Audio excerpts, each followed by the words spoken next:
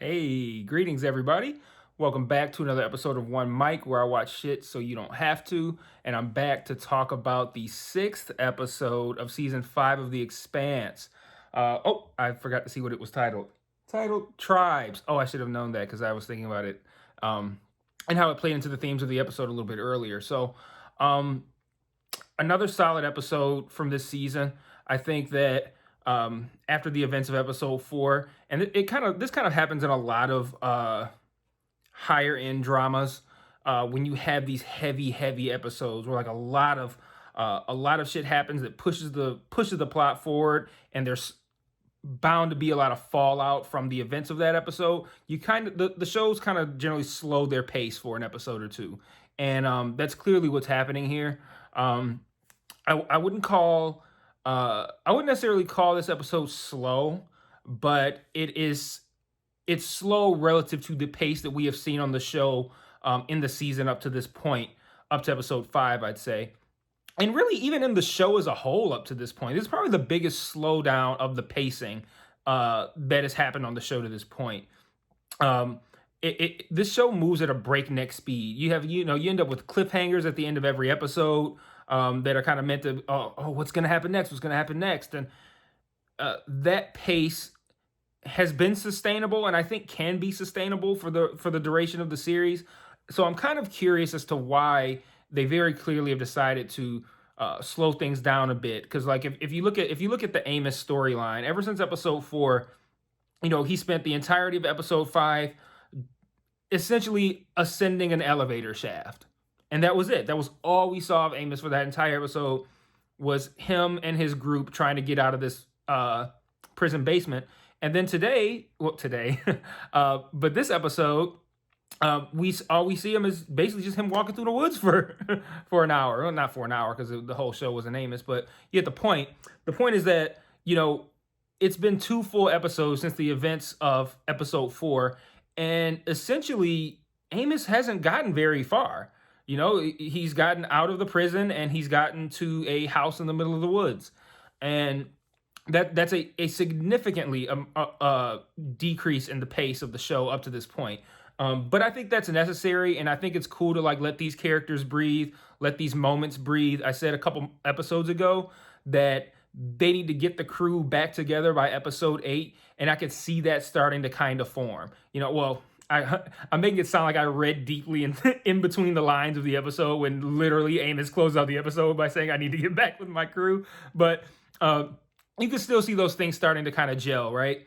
And with 4 episodes left, I think we need to now. It's going to be time to start picking that pace up a little bit. But having said that, aside from them clearly slowing down the pace, I still thought this was a really engaging episode.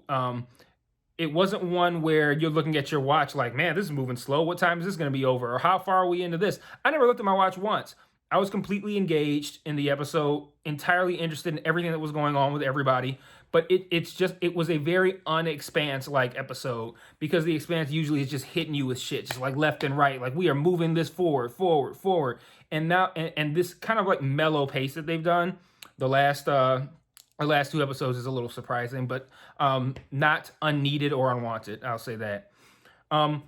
So there are a few things that I want to talk about with this episode. Some that I liked, some that I didn't. I did still like the episode overall, but there were a few things that I wouldn't even really say that I disliked. Just things that I kind of questioned. So I want to start with Amos, actually, because that's how we end the episode. Amos has walked through the woods with I keep wanting to call her Clarissa. I was like, her and Drummer. Like I'm gonna call Drummer, and then I'll call her Clarissa. So I almost called her Camila again. Amos and Clarissa escaped the prison, walking to Baltimore, and they're going through what we see now is like a devastated. Where's the prison at? New York, right? Yeah. Yeah, I think it was New York. Trees laying flat across the wasteland is what we could call what used to be, what I'm sure used to be a nice forest is now a wasteland. And they eventually arrive at the home of a guy who I guess just was like, hey man, it's the apocalypse. I'm not fucking around. I'm going to put this gate up and I'm going to shoot anybody who comes near it. And Amos essentially says, "Hey man, I have a water recycler. I want to trade you for a rifle, so I have something to hunt with while I move north." To well, he didn't tell him he was going to Baltimore. He just said move north. And the guy's just basically like, "Hey, get naked. And, oh, you don't have any weapons? All right, well, I'm going to shoot you, and I'm going to go get the water recycler." And uh, Clarissa, Clarissa does her thing, man. I guess her mod started working again. She fucks this guy up, and essentially, Amos and Clarissa take over this house. I mean, obviously, they're not going to stay. They're probably going to, wash up, eat, warm up, whatever, and they're going to get on the move again. But they kill this guy and they take this house. And Clarissa makes the point that, hey, like this isn't something that good people do. Not even good, not even bad people who are pretending to be good do this. Like this is some fucked up stuff we did. We just took this guy's shit for no other reason other than we wanted it. And she said we went out of our way to kill this guy and take his stuff. And Amos is like, yeah, Holden would have never went for that. I got to get back to my crew. And that's how we end the episode. And I think the problem that I had with that is that in the episode up to that point, I never felt like that was Amos's goal. Now, if Amos's goal this whole time was to go over there and be like, yeah, I'm going to fucking kill this guy and I'm going to take his shit to make sure that we're okay. Like, that sounds like Amos. That sounds like something Amos would do. But that was not the vibe that I was getting. The whole time, he's having these heartfelt conversations with her, having real conversations, asking her open-ended questions. Like, he seemed like a normal human being. Like, that's not what I'm accustomed to seeing out of Amos, and that's not even particularly what I want to see. I like to see character development. I want to see characters grow and become better, but I kind of just like Amos being that, like, human gun that you point at somebody that you want to be dead. So, I don't know, to see him like building relationships with women and shit like that. I'm like, hey, you should like women. You should only like killing shit. Like, I don't know. But point being, Amos behaved like a normal human being, having regular conversations. He wanted to learn about her, all this kind of stuff, right? And then when he gets there, I don't know. It didn't seem to me like an ambush. It seemed to me like, I don't know.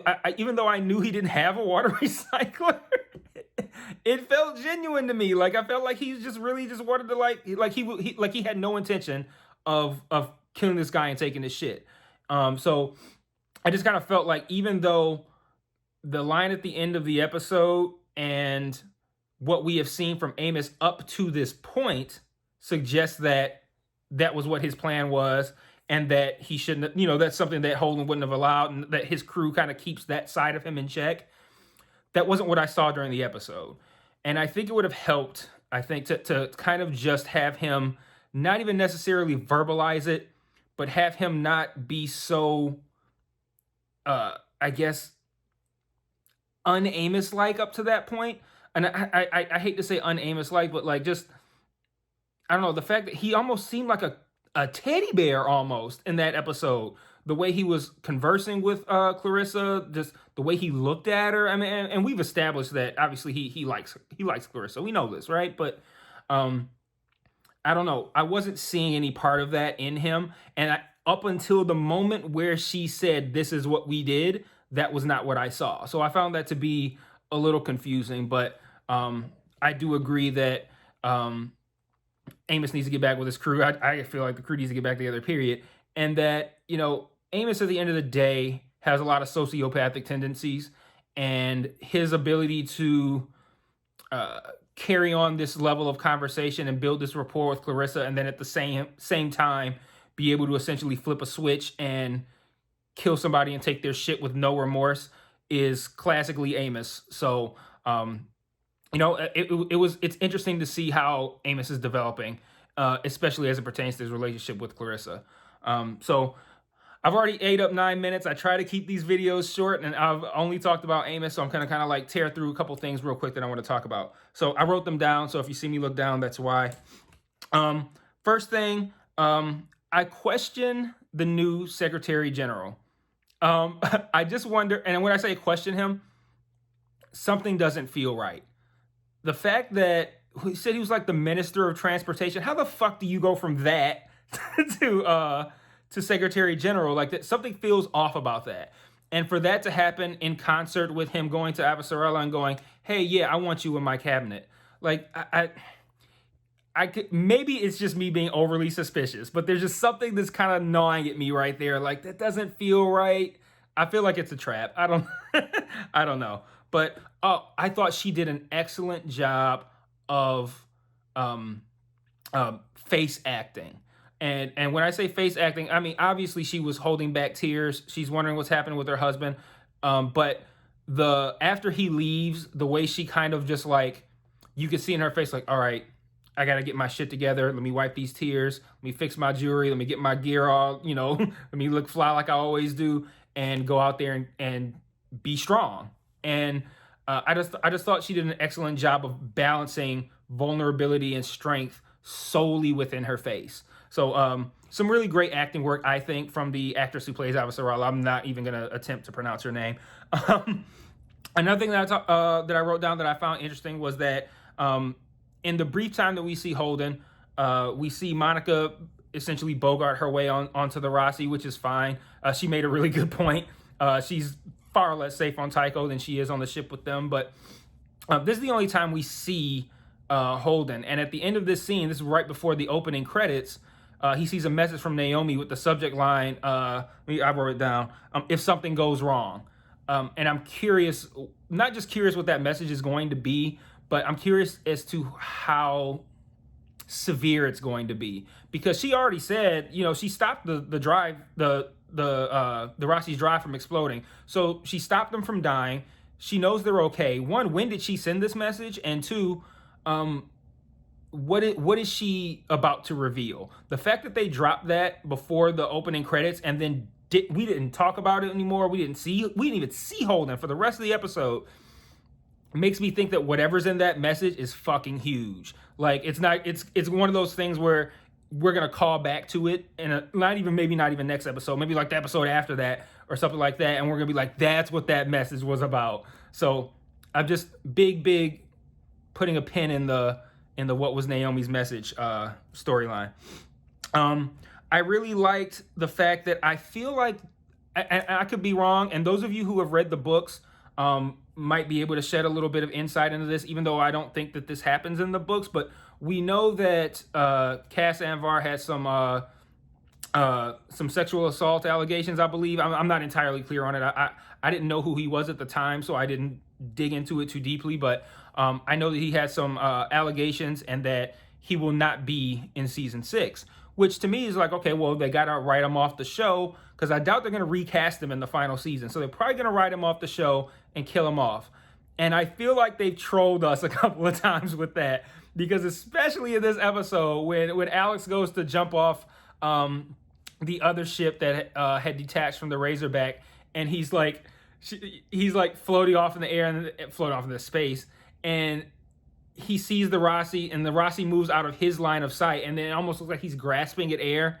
I'm like, is this how they're going to do it? Is this how they're going to do it? Are they going to kill him right now? This is crazy. Like, what a fucked up way to die. And then he gets onto the Razorback. And I feel like they're trolling us. Like they know that we know he's going to die at some point. But then I also feel like whatever allegations that happened that might have caused him to be written out of season 6 could have happened after they had already written and or filmed that scene. So maybe I'm tripping and it's a coincidence, but I don't know, maybe those of you who are longtime fans and who have been digging a little bit more deeply might have a better idea if they're trolling us or not, but that's surely what the fuck it felt like. I really feel trolled.